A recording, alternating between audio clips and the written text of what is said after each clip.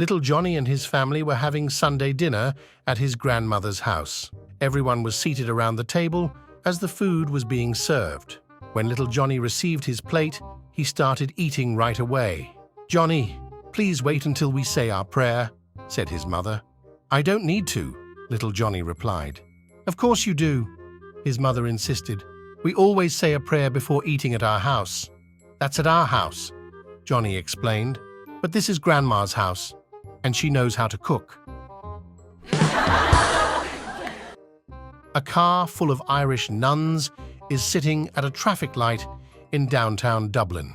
All of a sudden, a bunch of rowdy drunks pull up alongside them.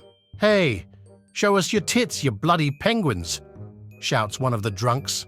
Quite shocked, Mother Superior turns to Sister Mary and says, "I don't think they know who we are. Show them your cross." Sister Mary rolls down the window and shouts, "Piss off, you fucking little wankers, before I come over there and rip your balls off." Sister Mary then rolls up her window, looks over at Mother Superior quite innocently, and asks, "Did that sound cross enough?" An old man goes to confession. He tells the priest that on Friday night he'd been in the bar when he started talking to 3 girls nearby. They were maybe 20 years old, 2 blondes and a redhead. One had legs, one had knockers, like you wouldn't believe, and the last had all the right curves. "I started lusting, Father." "Yes," says the priest, "lust is a dangerous sin." "There's more," says the old man. "I talked to them for an hour, bought them a lot of drinks, and then brought them to my home. Let me just say," adds the old man, "I sinned over and over that night." The priest pauses. "And how long has it been since your last confession?" "I've never done confession before. This is my first time." "How is this your first confession?" the priest asks. "I'm an atheist." "Then," queries the priest, "why are you telling me all this now?" The old man boasts, "Telling you? Heck, I'm telling everyone."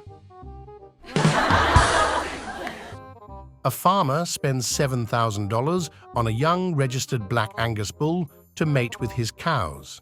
He puts the bull out with the herd, but the animal just eats grass. He won't even look at the cows.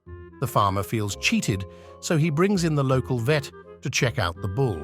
The bull is very healthy, the vet explains, but possibly just a little young. So he gives the farmer pills to feed the bull once per day. It will help with his urge to mate.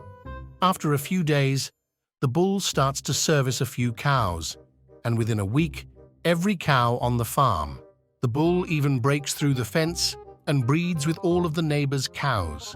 He turns into a mating machine. A friend of the farmer asks exactly what the vet gave the bull to cause such a drastic change. "I don't know exactly what was in those pills," the farmer says. "All I can tell you is they work and they taste like peppermint."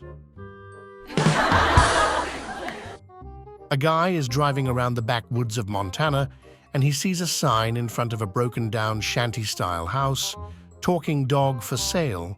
He rings the bell and the owner appears and tells him the dog is in the backyard. The guy goes into the backyard and sees a nice-looking Labrador retriever sitting there. "You talk?" he asks. "Yep," the lab replies. After the guy recovers from the shock of hearing a dog talk, he says, "So what's your story?" The lab looks up and says, "Well, I discovered that I could talk when I was pretty young. I wanted to help the government, so I told the CIA. In no time at all, they had me jetting from country to country, sitting in rooms with spies and world leaders, because no one figured a dog would be eavesdropping.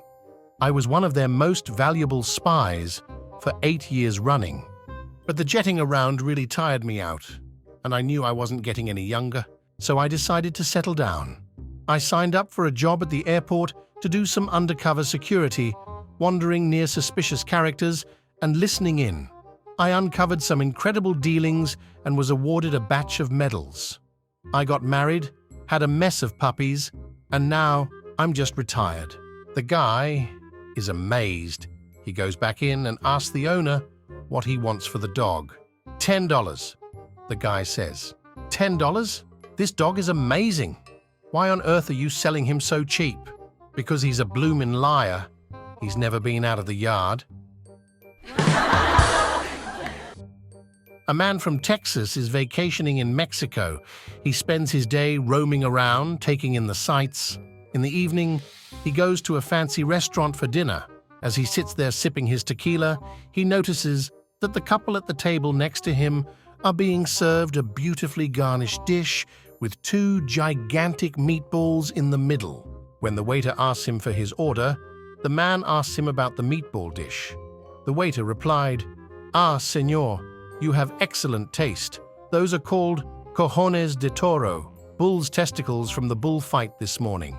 A real delicacy." The Texan said, "Well, what the heck, bring me an order." The waiter replied, "I am so sorry, señor. There is only 1 serving per day because there is only 1 bullfight each morning. If you come early tomorrow and place your order, we will be sure to save you this delicacy." The next morning, the man returned, placed his order, and that evening he was served the one and only special delicacy of the day. After taking a few bites and inspecting his platter, he called to the waiter and said, "These are delicious, but they are much, much smaller than the ones I saw you serve yesterday."